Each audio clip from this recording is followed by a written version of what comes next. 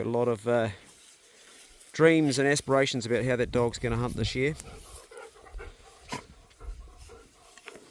We've all got to have dreams and aspirations, don't we? Brothers and the occasional sister, welcome to the Brocheck Club. Just doing my usual in the evening, walking around the paddock, practicing gratitude. Gratitude, first of all and foremost, just to be here. There's been a few times I thought I wasn't going to wait to see the next day in my life. I've had a few battles along the way, and gratitude is the order of the day. Now, I've had a few emails and actually quite a lot of contact in the last couple of weeks from men struggling with different things. And I've also had some men showing their gratitude, thanking me for the help that I've given them.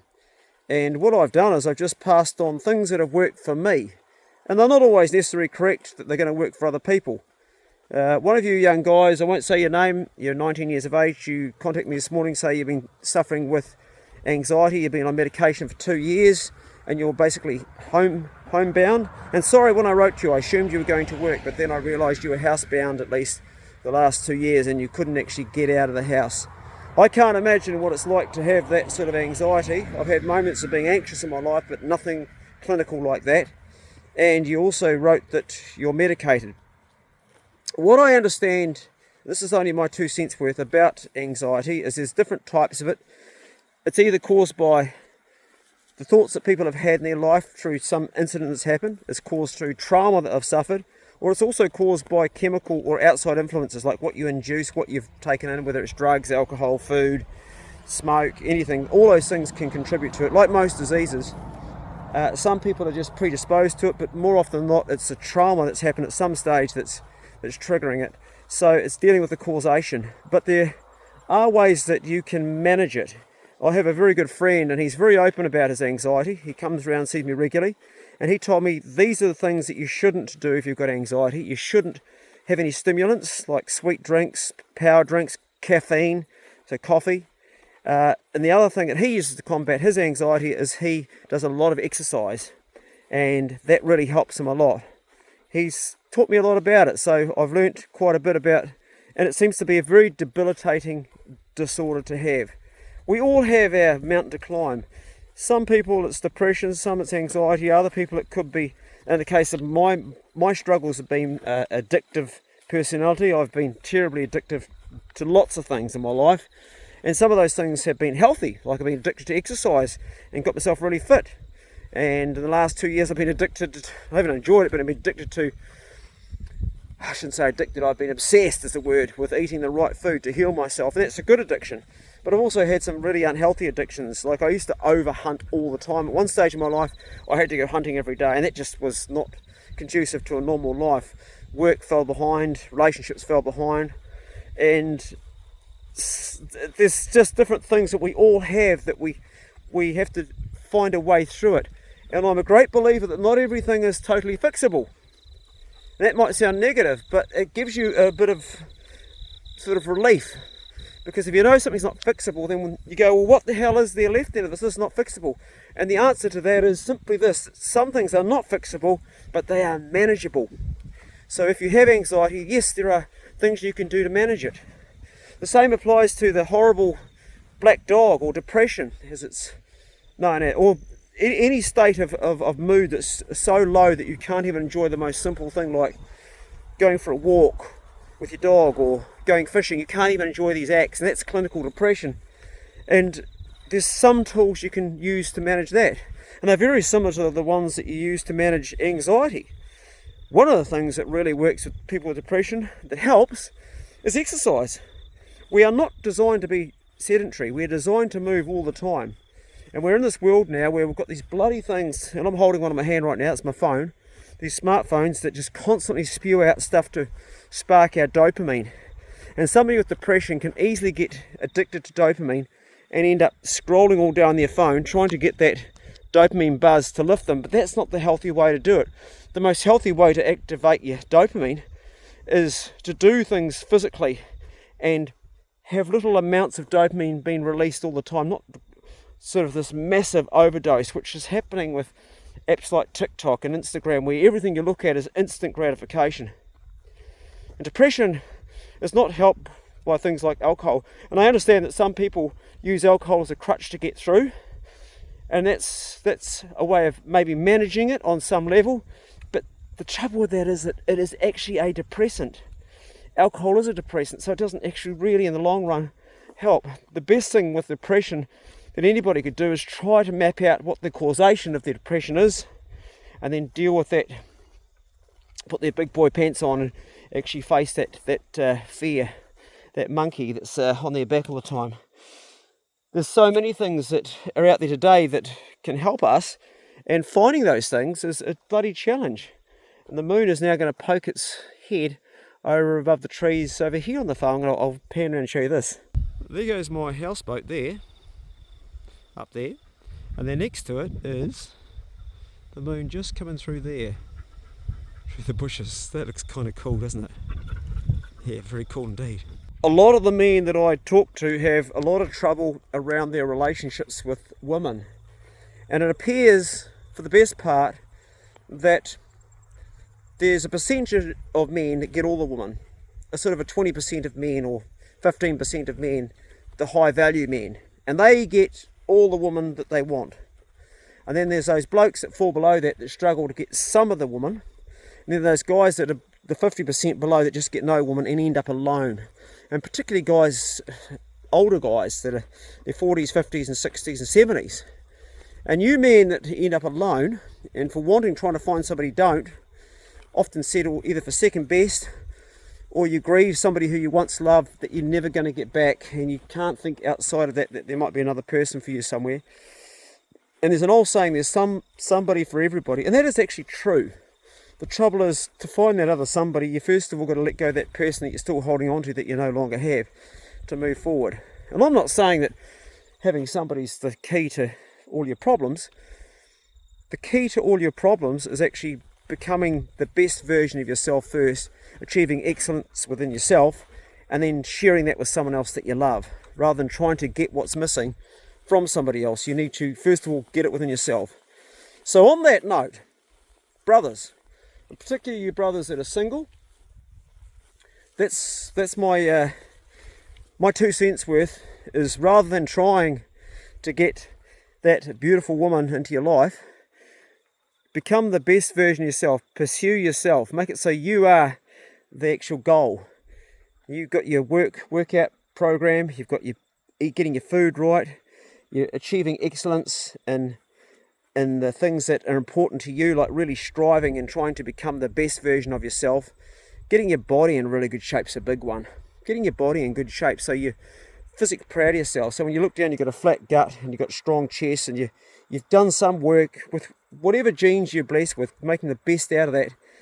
That will put you in a much more confident state when it comes to finding women, and making sure you're dressing yourself well, and you're looking after your personal hygiene, and you're taking care of the things to present yourself well. If that's what your goal is, to have somebody, if you've decided, nah, I'm done with women, that's it, that's okay. But for those of you that want someone, first of all, start to work upon yourself. And even if you don't want somebody, working upon yourself is a bloody good idea, because ultimately we've got to really dig who we are, don't we? I can't help but pan around and show you that beautiful bloody log cabin. As you can see, I've got the timber down there. That's to do the balcony. Daniel will be here on the 18th, and I'll be showcasing that on the channel, a little bit what's going on. Yes, there are many paths to finding the way that we really go and step and walk in our truth. And now the full moon peeks out by the apple trees. It's just looking so cool tonight. I love it.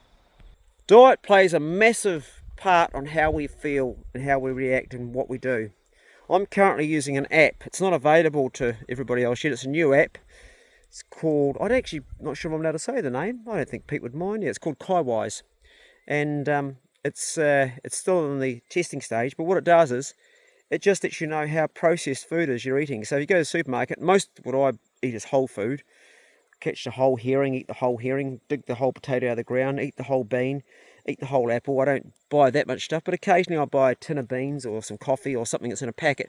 So I want to zap it and see how refined it is. This app is so bloody cool. It gives you a rating of how good it is. So I'm making sure that everything that I fuel myself with is really, really healthy. This goes a long way to feeling your optimum self all the time and feeling as good as you possibly can. If you can do this, if you can just make sure you're not putting any processed rubbish in your gut, after about 3 months, your microbiome in your gut starts to really work well. That's where your immune system, 80% of your immune system functions. And you start to really, first of all, you don't get sick most of the time. And if you do get sick, like I got a virus I picked up last week, and I had about 8 hours of sweating, and my body just, it smashed it. I was sick, and I had about 8 hours of being sick. Normally I would have just been sick for a week or 2 weeks, but my body recognised it, and the immune system goes, okay, here we go. And my gut, which gets fed about 30 to 40 different vegetables, fruits, legumes, beans, nuts, seeds, seaweed, fruit, all sorts of stuff. It just has grown such a diverse microbiome that it's a healthy microbiome. But that means being proactive about what I stick in my mouth. And it really pays off, because this piece of jelly between my ears up here, my brain, also gets fed from that too. Everything does. And there's a lot of new science about how important the microbiome is, from your mouth right through your digestive tract, right through your gut to your bumhole. It's really, really important. The other thing too is, which is interesting, that I found, is that people that we're in close proximity to, we also take on some of their microbiome. There's new evidence coming out about that. So if you're with people that are really, really negative and really, really lower vibration, you can actually take on their microbiome too. And if you're in a sexual relationship with somebody, then you're really sharing a lot of stuff through your saliva and other bodily fluids, and you can actually take on that as well. But that's stuff that I don't actually have the science on. It's only stuff that I've read that I've thought to be quite interesting, but I don't actually know how accurate that is. It's just new stuff that I've been looking at and researching. So interesting food for thought. Right, we'll put these dogs away and give them their posse yum. Know what you're waiting for? Yeah, you've had a lot of runs today, haven't you? We did 7k this morning, and that was on foot, and then another 7k on the motorbike. So they did 14k this morning. I know you didn't, and you didn't, but you certainly did, didn't you? You went the whole way, and so did you too, Pace McBride. Fucking right we did, man. You sure did. Good dogs. Stay there. Stay there, Pope. Wake it. Good dogs. Heel up. Good dogs. Come on. Get up, Nut. Good boy. You okay, boy? Oh, mate. You okay? Hey, all right? Right, we'll keep that bark collar on you. Pace McBride, get your ass up there. Good boy. Hey, Super Duck, you reckon you're going to get some, do you? Yeah, you think so? You got your mate Ducky with you. Forever hopeful, eh? I think we've got a wee bit there. There's a piece on the ground, mate. Did you get it? No? You didn't find it? Down there somewhere. Right, Pay, you've got the small one. Eat up in your box. That's yours there, Pace. In your box. Good boy. Johnny, try and remember your manners this time, mate. There you go. In your box, Johnny. Get in. Good boy. And Nut. Yours over here, buddy. Oh, slow dog. Got it? Good boy. That's a good dog. Jeez, Poe, that went a bit fast, didn't it? Hey? That's all you're getting, mate. Well, I can't go without having a little sit in here. Evening, Blackbirdie. Hi, Clay. That's right, gentlemen. She actually talks to me. She does. She's a female and she talks. Check out my chairs in the back. $40 each. 130 normally at Kathmandu. I've got 2. But I also bought something, which I won't tell you right now, but I bought something really cool at hunting and fishing yesterday. I've got a new hobby that I'm going to teach myself to do. Right, that's my little sitting, my girl. It's just a thing I like to do, get in there and get the buzz. I get a huge amount of joy from this truck, a huge amount of joy. I just love it. Just love it. I've never ever stopped. Since I bought the day I bought it, every day when I wake up and I look at it, I go, yep, that's mine. I mean, how could you love it? One of you sent me a clip on how they're made in Japan. I thoroughly enjoyed that clip. It was really cool. I was blown away. And what was interesting was it's the women that do all the quality control on these. Typical, eh? The men are putting all the components together and all the engine stuff, but it's the women that do the final thing. Like they check the gaps between the doors to make sure they're all uniform. The whole lot. it's quite amazing how they build these things. Anyway, that's the Bro Check Club today. As always, the comments about particularly mental health and well-being, they're only my opinions, not necessarily correct, only things that I've learnt from other people. Always listen to your health professional, particularly mental health, all health, but also do your own research, do your own due diligence, because the guy that I spoke to today about his anxiety said that the doctors have only given medication. They didn't talk about the exercise and keeping off those certain foods that can stimulate. He got no information on that at all. He just got given medication.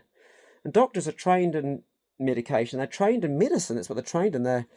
It's pharmaceutical industry is funds a lot of what they do and the research, and they're also trained in procedures. But there's not that many lifestyle doctors around that help people with lifestyle changes to get their health better. And I'm a great believer that people that have the best outcomes are those that take control of their health themselves. But as I've said before, I'm always ready to be wrong, and I'm not qualified to say this. It's just what I've found myself. So I hope it's been some use to you guys. Right, the flies are hanging around me because it's that time of night. Mosquitoes. I'm going inside before I get bitten. Go steady, brothers, and the occasional sister that join us down the Bro Check Club, and I'll see you next one. See you later.